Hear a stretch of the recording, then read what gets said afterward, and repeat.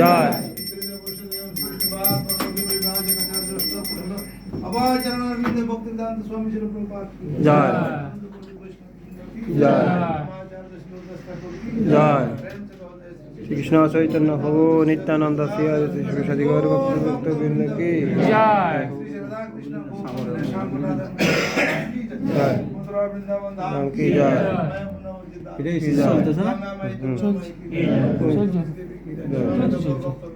জয় হরিনাম সংকীর্তন মহাযজ্ঞ জয় জয় জয় জয় শ্রী জগন্নাথ বলদেব সুভদ্রা সুদর্শন জয় শ্রী শ্রী রাম নবমী মহোৎসব কি জয় আনন্দে হরি হরে কৃষ্ণ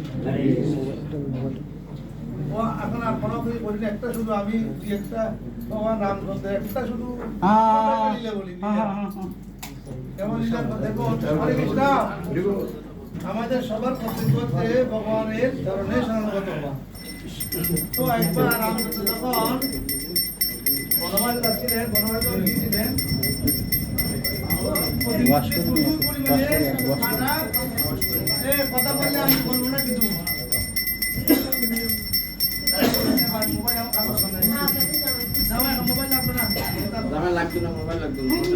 যখন বনবাসে যখন বিচরণ করছিলেন প্রচুর পরিমাণে কাটা বিদ্য হয়েছিল, কোথায় পাই সন্ধ্যাবেলায় যখন রামচন্দ্রের চরণ থেকে কাটাগুলি বের করছিল, বলছে সিধে এগুলি বের করো না। বলছে কেন বাবু আপনার কষ্ট হচ্ছে না? বলছে না, আমার চরণ যে একবার স্মরণ করো তখন টাকা আমি কখনো ফিরিয়ে দিই না। কেউ এরকম সহ্য করতে পারবে? ও রামচন্দ্রের মধ্যে এরকম ছয় ছিল তো মর্যাদা পুরুষ কেন বলছিলাম? আমরা বাংলাতে বলি মর্যাদা পুরুষ কেন বলেছি? রামচন্দ্র ভগবান এমন একজন ভগবান উনি কখনো কোনো নিয়ম উল্লঙ্ঘন করে নাই। সৃষ্টির কোনো ভগবান অসত্য উনি কখনো যেমন যে কোনো একটা কিছু চাইলে উনি খণ্ড করতে পারত। যেদিন ওনার অভিষেক হবে, রাজ্যে অভিষেক হচ্ছে মানে একদম সমাগম মুকুট পরাবে,